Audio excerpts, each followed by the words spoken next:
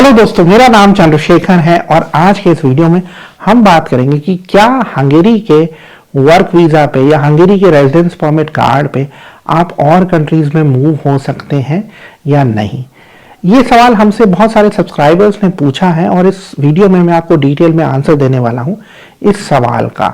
इससे पहले कि हम आगे बढ़े, मैं आपसे रिक्वेस्ट करूंगा कि आप हमारे यूट्यूब चैनल को सब्सक्राइब कर लीजिए, क्योंकि मेरा पर्पज़ है आपको 100% जेन्युइन इन्फॉर्मेशन देना।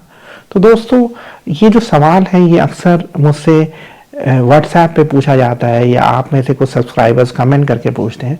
तो पहली चीज़ समझ लीजिए, देखिए, आप हंगेरी अगर वर्क वीज़ा पे आ रहे हैं तो आपको जो वर्क वीज़ा मिला है वो मिला है हंगेरी में काम करने के लिए, और वो भी हंगेरी में एक पर्टिकुलर कंपनी के साथ काम करने के लिए। क्योंकि अगर आप देखेंगे, आपको हंगेरी में आने के बाद जो रेजिडेंस परमिट कार्ड मिलता है उसमें उस कंपनी का नाम लिखा होता है जिसके थ्रू आपको ये वीज़ा मिला है। तो अगर सपोज करिए आप चाहते हैं कि आप हंगेरी से किसी और कंट्री में मूव करें, तो आप ऐसे रैंडमली नहीं जा सकते हैं, क्योंकि आप इस रेजिडेंस परमिट कार्ड के बेसिस पे सिर्फ हंगेरी में ही उस कंपनी में काम करेंगे जिसके थ्रू आपको वीज़ा मिला है। अगर आप किसी और कंपनी में भी काम करेंगे तो इलीगल होगा, और किसी और कंट्री में चले जाएंगे तो और ज़्यादा इलीगल हो जाएगा। तो पहली चीज़ आप समझ लीजिए कि आप हंगेरी के रेजिडेंस परमिट कार्ड या टीआरसी पे और कंट्रीज में घूमने जा सकते हैं और आप वहाँ पे 90 डेज तक बिता सकते हैं, लेकिन आप वहाँ पे काम नहीं कर सकते हैं। अगर आप काम करेंगे तो वो इलीगल होगा। और हमारे कुछ सब्सक्राइबर्स ने हमें ऐसा बताया भी है, कुछ ने ऐसा करने की कोशिश की। अब जैसे एक हमारे सब्सक्राइबर ने मुझे बताया कि उनके पास हंगेरी का रेजिडेंस परमिट था और वो स्लोवाकिया में काम कर रहे थे, और हुआ क्या कि इन द मीन टाइम जब वो स्लोवाकिया में काम कर रहे थे, उनके एम्प्लॉयर ने उनके रेजिडेंस परमिट कार्ड को कैंसिल कर दिया।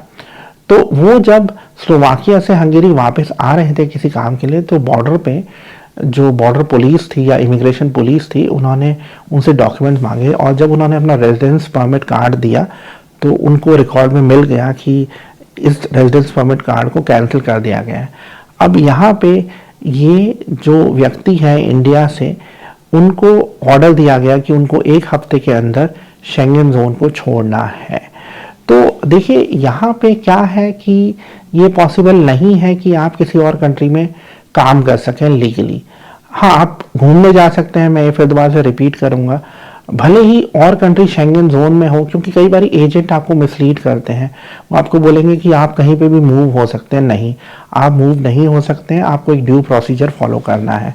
हाँ, लेकिन ये पॉसिबल है अगर आप लीगली जाएं कि आप हंगेरी से मूव हो सकते हैं काम करने के लिए, फॉर एग्जांपल फिनलैंड या जर्मनी या ऑस्ट्रिया। हमने ऐसे केसेस देखे हैं, हमारे कुछ क्लाइंट्स हैं जो हंगेरी में काम कर रहे थे और हंगेरी में काम करते हुए उनको ऑस्ट्रिया में जॉब ऑफर मिला। तो उन्होंने क्या किया कि जो हंगेरी में ऑस्ट्रिया की एम्बेसी है बुडापेस्ट में, वहाँ पे गए, उन्होंने अपना नया वीज़ा प्रोसेस किया और उनको जब वीज़ा मिल गया तो ऑस्ट्रिया जाके काम करने लग गए। मतलब ऑस्ट्रिया में जो भी रिक्वायर्ड डॉक्यूमेंट्स थे उनको ऑब्टेन करके। तो मैं कहूँगा कि सीधा रास्ता आप अपनाइए। जैसे अगर आपको किसी कंट्री में वर्क अपॉर्चुनिटी मिल रही है हंगेरी में काम करते हुए, तो आइडियली या तो आपको उस कंट्री की जो एम्बेसी है बुडापेस्ट में उसको अप्रोच करना चाहिए, या फिर कुछ केसेस में डिपेंडिंग ऑन कि उस शेंगन जोन कंट्री के क्या इमिग्रेशन लॉज हैं, आप वहाँ पे जाके भी अपना मतलब वीज़ा या रेजिडेंस परमिट मैं कहूँ वो अप्लाई कर सकते हैं डिपेंडिंग ऑन द लॉज।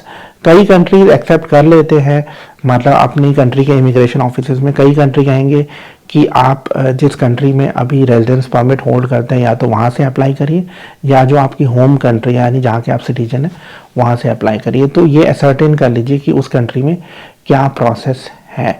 तो मुझे उम्मीद है कि जो आपका सवाल था कि क्या मैं हंगेरी से और कंट्री में मूव हो सकता हूँ, उसका आंसर मैंने दिया होगा। आज के वीडियो में इतना ही। मैं जाते हुए आपसे रिक्वेस्ट करूँगा कि आप हमारे यूट्यूब चैनल को सब्सक्राइब कर लीजिए। Thank you very much.